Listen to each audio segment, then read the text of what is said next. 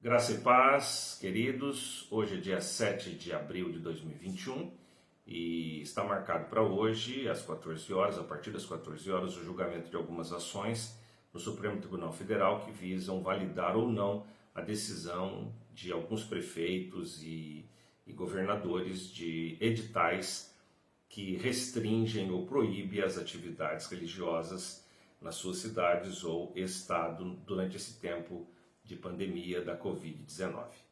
Eu quero tecer com você alguns comentários da minha convicção e talvez isso possa contribuir para o seu juízo de valor, mas eu gostaria que você também observasse a respeito do que a palavra de Deus diz. Então eu vou trazer para você as duas coisas, a lei humana, a lei terrena, a Constituição do nosso país, e trarei para você também aquilo que a palavra de Deus nos diz sobre o tempo que nós estamos vivendo agora.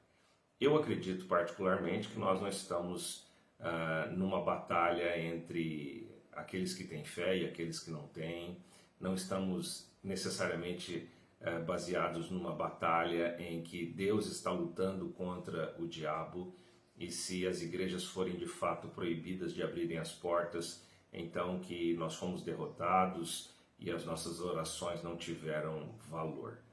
Há muitos grupos religiosos dos quais você se sente representado e outros que você não se sente representado, não é verdade? Nós sabemos que também há motivações também por conta de muitas pessoas e muitos líderes e interesses a respeito desta decisão, seja pelo sim, seja pelo não. Entretanto, observe o que a nossa Constituição diz, no capítulo 1, dos direitos e deveres individuais e coletivos. Todos são iguais perante a lei, sem distinção de qualquer natureza, garantindo-se aos brasileiros e aos estrangeiros residentes no país a inviolabilidade do direito à vida, à liberdade, à igualdade, à segurança e à propriedade, nos seguintes termos. No inciso de número 6 diz: é inviolável a liberdade de consciência e de crença, sendo assegurado o livre exercício dos cultos religiosos e garantida na forma da lei a proteção aos locais de culto e suas liturgias. Inciso de número 15. É livre a locomoção no território nacional em tempo de paz, podendo qualquer pessoa, nos termos da lei, nele entrar, permanecer ou dele sair com os seus bens. É isso que diz a Constituição Federal. O Supremo Tribunal Federal é a instância máxima da nossa justiça. Eles que julgam os casos em última instância. São eles intitulados como os guardiões da Constituição. E eu li para os irmãos agora, para os queridos, o que diz a Constituição brasileira. Hoje há alguma divergência, até mesmo entre aqueles que estão defendendo a abertura e aqueles que defendem o fechamento, sobre as questões espirituais, o que envolve isso, se Deus vai vencer esta batalha nos tribunais ou não vai vencer estas batalhas nos tribunais. E eu vou dizer para você o que eu penso, o que eu acredito, e talvez isso possa contribuir com o seu juízo de valor sobre essa questão. Acredito que nós não vivemos esta batalha nestes termos. Vivemos sim uma grande batalha espiritual. E essa batalha nós precisamos compreendê-la à luz da palavra de Deus, para que possamos também entender o que está acontecendo no nosso país. Nós temos por Deus a sua palavra e a sua lei. Esta é a legislação que nós cremos. A palavra de Deus deve ser para mim e para você a nossa regra de fé e prática. Esta é a palavra de Deus. E a palavra do Senhor Deus, ela vai nos esclarecer sobre o que nós devemos entender a respeito da prática religiosa. Primeiro nós vamos ver o Senhor Jesus Cristo, quando indagado sobre aonde deveria ser o lugar de adoração. Jesus Cristo diz: o Senhor busca adoradores que o adorem em espírito e em verdade. Então, quando muitas pessoas estão argumentando sobre a necessidade do fechamento dos templos religiosos e dizendo isso com muita ênfase, que Deus está em todos os lugares, sim, de fato, o Senhor está em todos os lugares e o próprio Mestre declarou que busca adoradores que o adorem em espírito e em verdade. O apóstolo Paulo, quando ele fala no Areópago, em Atenas, ele vai trazer a reflexão para as pessoas que estavam ali sobre um altar destinado ao Deus desconhecido.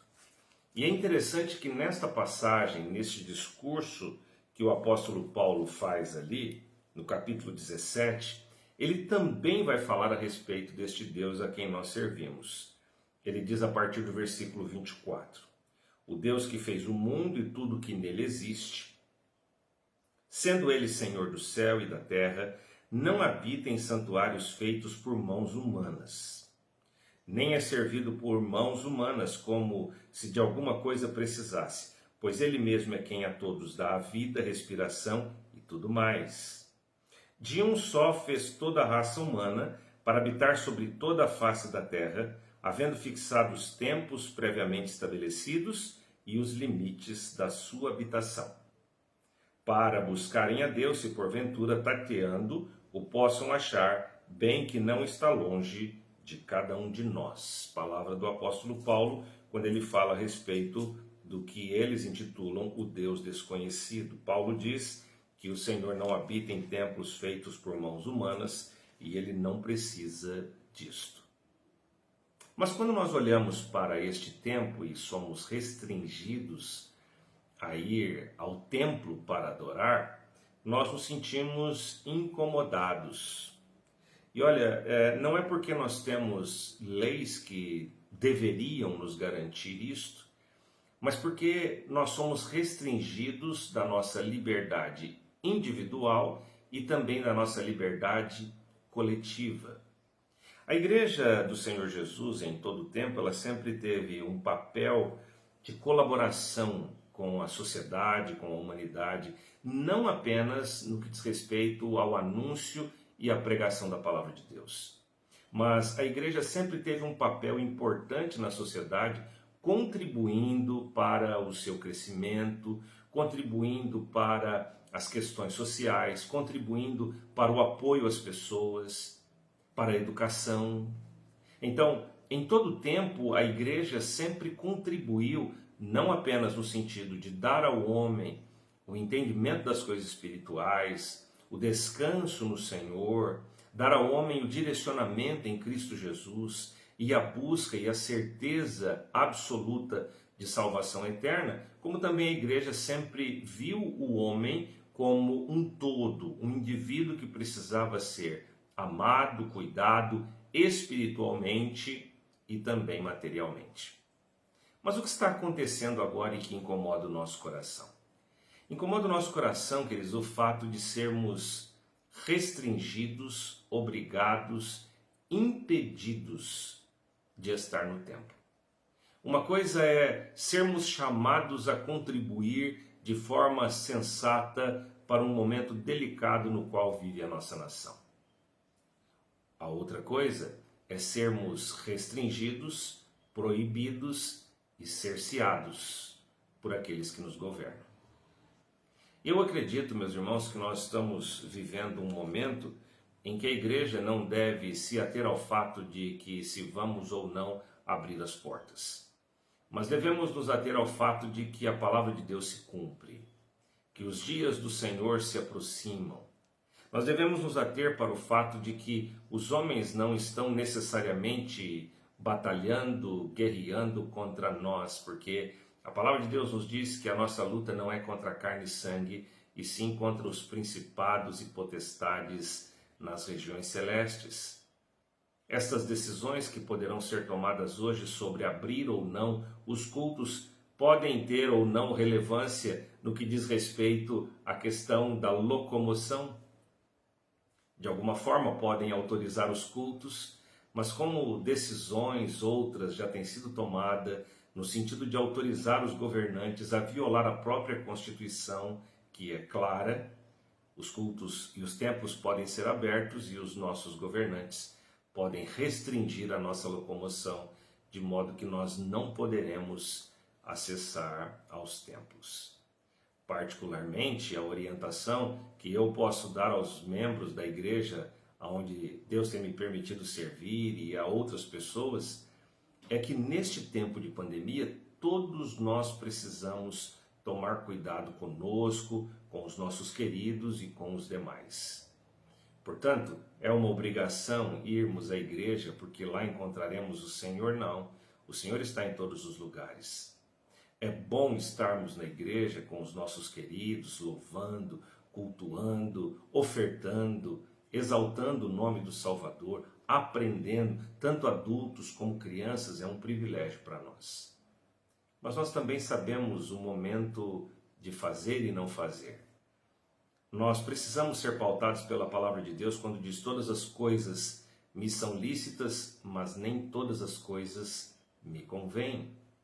Há coisas que não convêm, não nos convém ir à igreja num tempo de pandemia em que há altos índices de contaminação, sim, não nos convém. Mas a palavra de Deus nos diz que o Senhor que nos liberta, Ele nos dá liberdade. A liberdade o Senhor nos dá. Não é a Constituição Federal, não é outras coisas que vão nos assegurar a liberdade plena. Tanto é que há ações, há julgamentos, há decisões que, no nosso entendimento humano, são contrárias, né, à própria Constituição. E a jurisdição, a justiça tem caminhado, não só no Brasil, não é uma questão só do nosso país, mas no mundo. Há muitas decisões nos altos tribunais que têm decidido em favor da vontade do povo em detrimento da vontade de Deus. Tem sido atropelada a Constituição brasileira, tem sido atropelada a nossa Constituição para atender aos anseios humanos e, consequentemente, ferir as ordenanças divinas. Portanto, queridos, vamos colocar o nosso coração diante do Senhor. E eu quero terminar essa palavra dizendo que Jesus Cristo disse o seguinte: se o mundo vos odeia, sabei que primeiro do que a vós outros me odiou a mim. Se vós fosseis do mundo, o mundo amaria o que era seu.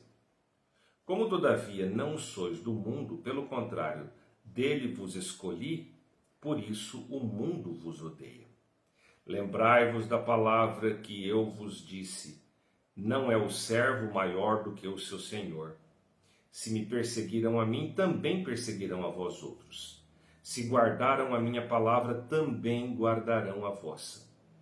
Tudo isso, porém, vos farão por causa do meu nome, porquanto não conhecem aquele que me enviou.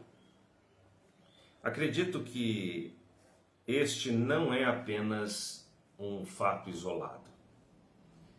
Isto não é apenas um acontecimento sem causa e sem razão.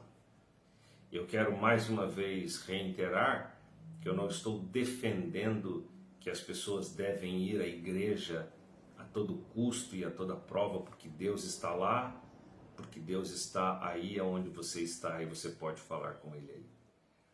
Mas eu estou defendendo o fato de que nós somos livres. Primeiro, fomos livres pelo Senhor. E segundo, porque nós temos uma Constituição Federal que nos garante o direito ao culto, nos garante o direito à locomoção, nos garante o direito de ir e vir, nos garante o direito de, em paz, devotarmos o nosso coração ao nosso Deus. Que o Senhor tenha misericórdia de nós e nos ajude. E entendam, queridos, que meu objetivo com esta palavra não é estimular uma desobediência civil. Não é isso, até porque o Senhor nos manda obedecer aos nossos governadores, presidente. O Senhor nos manda obedecê-los, porque nenhum deles estão lá por vontade própria tão somente.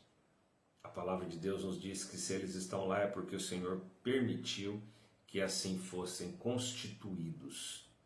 Então, meus irmãos, é tempo de oração. O Senhor pode sim permitir que os magistrados tomem decisões contrárias à Igreja de Jesus. Sim, os magistrados podem tomar decisões nesse sentido, podem contrariar a Constituição, mas o que a gente não pode se esquecer é que Deus está no controle de todas as coisas. Deus, Ele nos ama, e não é o fato de estarmos ausentes da igreja que nós deixaremos de buscar o Senhor. Não é o fato de estarmos ausentes da igreja que nós deixaremos de viver em comunhão. Não é o fato de não estarmos no templo que deixaremos de orar. Não é o fato de estarmos distantes ali do templo do Senhor é que não ensinaremos os nossos filhos a amar a Deus. Não é o fato de estarmos distantes do templo que deixaremos de colocar os nossos dons e talentos a serviço do Senhor.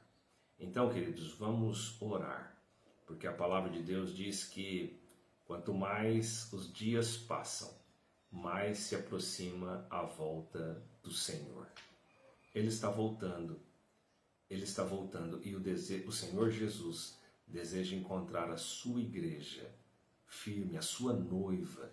Ele vem buscar a sua noiva santa, né? Ele vem buscar a sua igreja sem ruga, sem mácula, ataviada para o seu noivo. O Senhor Jesus Cristo disse que nós não sabemos o dia e nem a hora em que o Senhor virá. Então devemos estar vigilantes. O que acontece tem nos trazido tristezas profundas, mas também tem despertado nosso coração para olhar para a palavra de Deus. Olhe para a palavra do Senhor, veja que tudo isso é cumprimento do Senhor. Ao ferir a Constituição, não está necessariamente se ferindo tão somente a Constituição, mas ao ferir a Constituição para agradar a homens, se fere também, e sobretudo, a palavra de Deus. Faz, sobretudo, com que a palavra de Deus seja vista por todos nós, ainda mais viva, real e verdadeira. Que Deus nos abençoe. Não tema as decisões dos homens. Tema o Senhor. Não tema o que pode fazer o homem, mas tenha um coração reverente diante de Deus, e Ele tudo fará, porque Jesus Cristo morreu na cruz para ser o meu Salvador e o seu Salvador. Creia nele. Que Deus abençoe grandemente a sua vida.